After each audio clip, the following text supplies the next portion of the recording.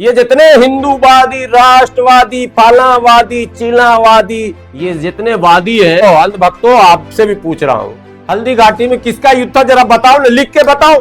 गाली चार हमको दे देना, मगर अकबर को महान बनाने में एक भी मुसलमान का नाम बता दीजिए जो अकबर को ग्रेट और महान बनाया। आप कहाँ हो? बोला ईरान में हो। मोबाइल नहीं था उस टाइम, मैं ऐसे बता रहा हूँ, प्रतीकात्मक बात कर रहा हूँ। 3 युद्ध का जिक्र करूंगा मैं, तीनों हिस्ट्री का पार्ट है। एक पानीपत का युद्ध, एक चौसा का युद्ध, एक हल्दी घाटी का युद्ध। इसकी ठोकाई पिटाई, ठोकाई इतना ठोको कि इनको मर्द बना दो, जिंदगी में चलने के लायक, कमाने के लायक, कुछ करने के लायक ना बचे। अभी टीवी पर डिबेट होगा, तुम्हें कोर्ट पे भरोसा नहीं, तुम्हें कोर्ट पे भरोसा नहीं, तुम्हें कोर्ट पे सवाल उठा दिया, तुम्हें कंटेम्प्ट कोर्ट लगेगा, अपमानना का मुकदमा हो जाएगा, और सारे मुकदमे मेरे ही हो जाए। नागपुर में आपने वो तस्वीर देखी होगी जिसमें बजरंग दल के कार्यकर्ता आत्मसमर्पण कर रहे हैं। जैसे लग रहा है कि फ्लाइट से उतरने के बाद नहीं रिसीव किया जाता किसी को, वैसे वो लोग बारी बारी से मजे से जाके गाड़ी पर बैठ रहे हैं। और आपको हैरानी होगी कि उन्हें 15 मिनट में 3000 के मुचलके पर जमानत दे दी गई।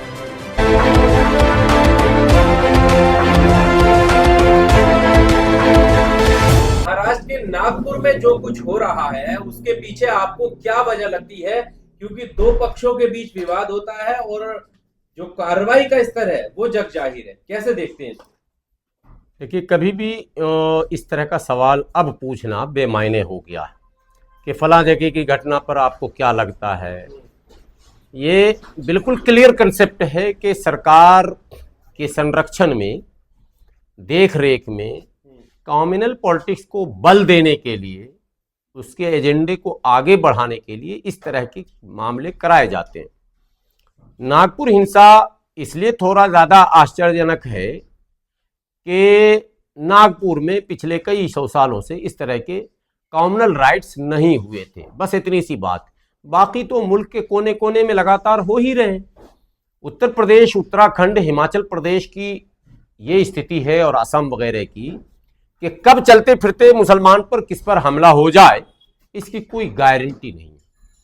और इससे ज़्यादा तकलीफदेह बात यह है कि अगर आपके साथ खुदा न खास्ता कोई घटना घट गई, मारपीट हो गया, गाली गलौज हो गया, और आप अगर थाने में FIR लिखाने जाते हैं तो आपका FIR नहीं लिखा जाएगा।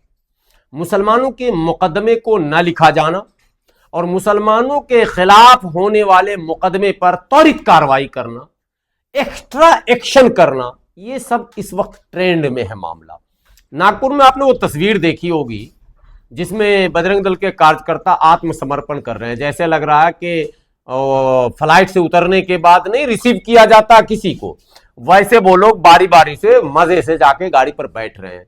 और आपको हैरानी होगी कि उन्हें 15 मिनट में 6000 के मुचलके पर, 3000 के मुचलके पर जमानत दे दी गई। अब आप कहेंगे कि कोर्ट पर भी आप लोग सवाल उठाते हैं। अभी टीवी पर डिबेट होगा, तुम्हें कोर्ट पर भरोसा नहीं, तुम्हें कोर्ट पर भरोसा नहीं, तुम्हें कोर्ट पर सवाल उठा दिया, तुम्हें कंटेम्प्ट कोर्ट लगेगा, अपमानना का मुकदमा हो जाएगा, और सारे मुकदमे मेरे ही हो जाएंगे। अब समझिए, लेकिन ये सवाल है लोकतंत्र में, और कोर्ट से भी सवाल है कि वो कौन सा ग्राउंड है कि मुस्लिम एक्यूज को आप पुलिस रिमांड में देते 1 हफ्ते के लिए। यानी इसकी ठोकाई पिटाई, ठोकाई इतना ठोको कि इनको मर्द बना दो, जिंदगी में चलने के लायक, कमाने के लायक, कुछ करने के लायक ना बचे। ये है प्लान। और रिमांड का क्या मतलब है जी? जब तस्वीरें सब है ही आपके पास, वीडियो है ही, एविडेंस है ही, तो रिमांड में आप क्या पूछोगे? आप 6 दिन में? सवाल है कि नहीं है? फिर मुसलमान को ही रिमांड में क्यों? औरंगजेब की उन औलादों को जिनको औरंगजेब से बहुत प्रेम है, जो औरंगजेब के मरे हुए जिस्म को भी छोड़ने रहे, गले से लगाए हुए हैं। भाई, मरने के बाद रोता गाता कौन है? गले से कौन लगाता? जो उसकी प्यार करता। बाकी लोग तो खाली इतने पूछते हैं, मर गया, बहुत अच्छा आदमी था या बुरा आदमी था। 2 ही बात होती है मरने के बाद, 2 ही बात होती है। देखिए, आप लोग भी समाज में रहते होंगे, आप लोग को भी खबर मिलती होगी, फलां आदमी मर गया, हाँ बहुत अच्छा आदमी था। एक बात ये हो गई। दूसरा आदमी मर गया, बोला साला अच्छा हुआ मर गया, बड़ा टेंशन था, बात खत्म हुई दोनों पर। लेकिन यहां मसला है कि उस मुर्दे को भी मैंने पकड़ के रखे हुए है, गले से लगाए हुए, इसका मतलब प्रेम बहुत ज्यादा है। और इतिहास साक्षी है, जब तक जिंदा रहा मुगल, तब तक यही लोग, एकदम मैं खुला बोलता हूं, स्ट्रेट फॉरवर्ड, एकदम बाय नेम बाय कास्ट, ब्राह्मण और राजपूतों ने मुगल सल्तनत को स्टेबल किया, सुदृढ़ किया, मजबूत किया। और ये राज भी किसी और ने नहीं खोला, ब्राह्मण इतिहासकारों ने ही खोला, इतिहास के पन्नों में है। एक उदाहरण दुनिया के सामने है, मगर किसी ने अगर ठान लिया कि हम नहीं मानेंगे, भैया उसका इलाज नहीं है। लेकिन वो इतिहास के पन्नों का एक बड़ा हिस्सा है।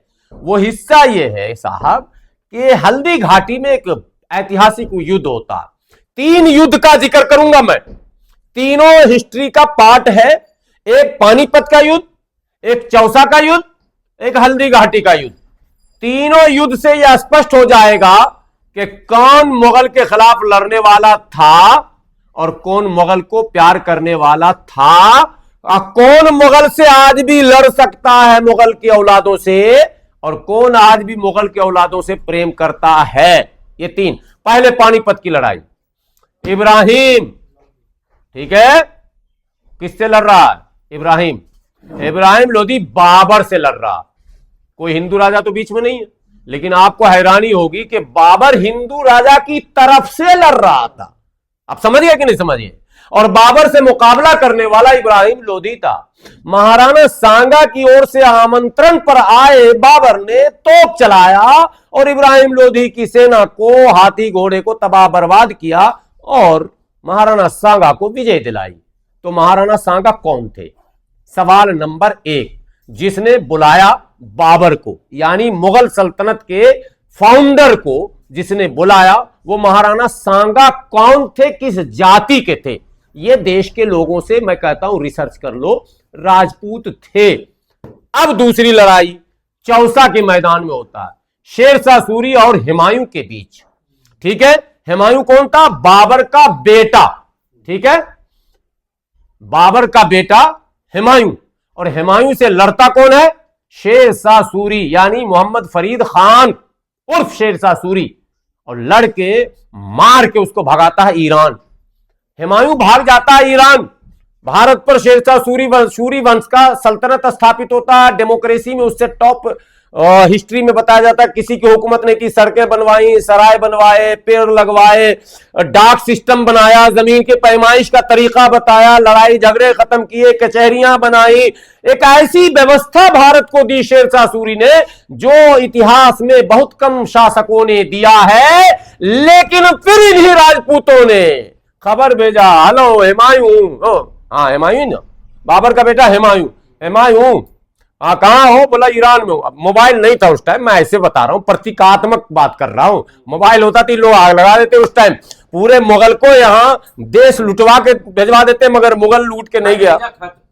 वह खत भेजा, हुमायूं को बोला कि तुम्हारा दुश्मन मुसलमान, भारतीय मुसलमान फरीद खान अब इस दुनिया में नहीं रहा, वो एक हादसे में मारा गया है, उसका बेटा कमजोर है इस्लाम शाह सूरी, अब उससे तुम मुकाबला कर सकते हो। खट से फिर हुमायूं आया और उसने इस्लाम शाह सूरी को परास्त किया, फिर मुगल साम्राज्य स्थापित हो गया।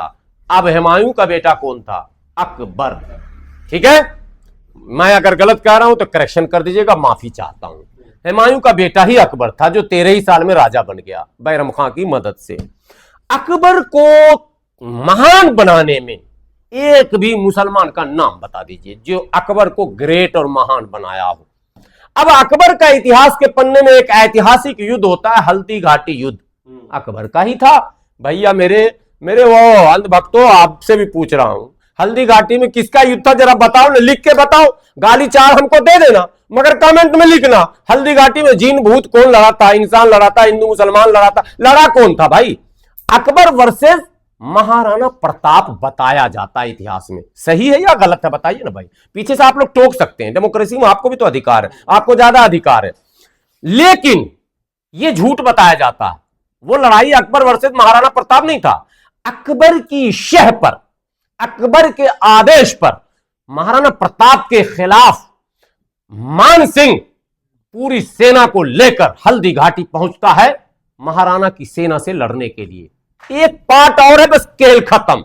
महाराणा प्रताप की ओर से चट्टानी ताकत से उसका सिपह सालार हाकिम खान सूरी, उसी सूरी खानदान का वंश जिसने हुमायूं को मार के भगाया था शेरशाह सूरी, वही सूरी बिरादरी जाति का आदमी और यही राजपूत और वही सूरी। जरा मैं बताना चाहता हूं, आज ये चिल्लम चिल्ली करने वाले कोई जाटव चमार वाल्मीकि नहीं है, धोबी नाई नहीं है। ये जितने हिंदूवादी, राष्ट्रवादी, पालावादी, चीलावादी, ये जितने वादी हैं, वादियों में घूम रहे हैं, ये सब राजपूत और ब्राह्मण ही हैं नेता, जो दरअसल फिर से मुगल को लाना चाहते हैं। चिट्ठी भी ये लिख चुके होंगे, लेकिन इनका पता मिल नहीं रहा कि वो बचा किधर है, वो खानदान कहीं बचा भी कि नहीं बचा। अगर इनको पता लग जाए तो फिर बुलवा लेंगे और फिर हम ही को लड़ना पड़ेगा उनसे। ये तो उनके साथ हो जाएंगे, पहले भी हो चुके।